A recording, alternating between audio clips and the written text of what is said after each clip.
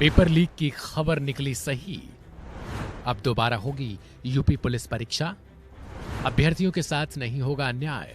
CM योगी ने लिया कैसा तगड़ा एक्शन। उत्तर प्रदेश पुलिस के लिए आयोजित हुई परीक्षा अब संदेह के घेरे में आ चुकी है। आरोप है कि पेपर पहले से ही कुछ लोगों को मिल गया था, जिससे लाखों छात्रों को अब दिक्कतों का सामना करना पड़ रहा है। अभ्यर्थियों को चिंता है कि जिसने पेपर पहले से पा लिया वो तो आराम से पास हो जाएगा।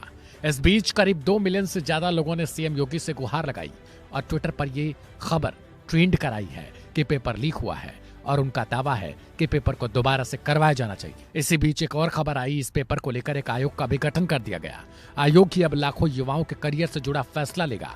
आयोग बताएगा कि आखिर पेपर लीक हुआ है या फिर नहीं। हालांकि बोर्ड की ओर से अब भी यह दावा किया जा रहा है कि पेपर लीक हुआ ही नहीं है, केवल भ्रम फैलाकर लोगों में संतोष भरा जा रहा है। अब सवाल है कि एक्शन क्या हुआ। तो बता दें कि भर्ती बोर्ड के अध्यक्ष रेणुका मिश्रा ने फोन पर आज तक से बातचीत की है, जिसमें उन्होंने कहा कि अभ्यर्थियों द्वारा सोशल मीडिया पर जो समस्याएं बताई जा रही हैं, उन समस्याओं को ही देखते हुए बोर्ड के द्वारा इंटरनल कमेटी का भी गठन किया गया है। आगे बताया कि अभ्यर्थियों के द्वारा सोशल मीडिया पर वायरल प्रश्न पत्र और आंसर शीट को लेकर जांच की जानी है, यानी जांच की जरूरत है। उन्होंने बताया कि वायरल हुए पेपर हमारे पास भी आए हैं। ऐसे में जो सवाल वायरल हुए हैं वह प्रश्न पत्र में कितने आए और यह परीक्षा के पहले आए या फिर बाद के दौरान वायरल हुए हैं, इन सभी की जांच के बाद ही तभी पेपर लीक या फिर पेपर लीक हुआ नहीं ऐसा कहा जा सकता है। इनकी जांच की जा रही है। इस बारे में रिक्रूटमेंट बोर्ड के डीजी ने भी ये जानकारी दी है कि एक कमेटी का गठन किया गया है। यह बोर्ड की इंटरनल कमेटी है, जिसे भविष्य में भर्ती के लिए जरूरत पर प्रक्रिया में सुधार का आकलन करने और परीक्षा पूरी होने के बाद सोशल मीडिया पर दिए जा रहे असत्यापित दावों को सत्यापित करने के लिए प्रयास जो किया गया है, उसके लिए इसका गठन किया गया है। यानी कि आगे आने वाले समय में पेपर लीक से जुड़ा या फिर पेपर लीक हुआ नहीं, ये सारी चीजें सत्यापित या असत्यापित करना इसी बोर्ड का इंटरनल कमेटी का काम है।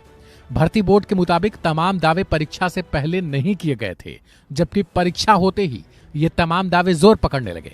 बोर्ड के डीजी ने बताया कि प्रश्न पत्र पर अभ्यर्थी घर ले जाने के लिए भी उनको दिया जाता है, यानी प्रश्न पत्र जो लेकर अभ्यर्थी बैठते हैं वो अपने घर भी इसे ले जा सकते हैं। इसलिए उनके दावों के आधार को परिभाषित करने की आवश्यकता है। अभ्यर्थियों के आरोपों की पुष्टि के लिए बोर्ड के भीतर एक आंतरिक समिति बनाई गई है, जो इन सभी पोस्टों को पढ़ेगी और फिर देखेगी कि दावे क्या हैं। बोर्ड की तरफ से बताया गया कि केवल पेपर परीक्षा के बाद ही वायरल होने लगे थे, यानी जब तक परीक्षा होती रही या उससे पहले इन पेपर के दावों की लहर नहीं उठी थी। जैसे ही पेपर संपन्न हुआ उसके बाद ये भ्रम फैलाया जाने लगा कि पेपर लीक हुआ है और उससे जुड़े कई चीजें वायरल होने लगी।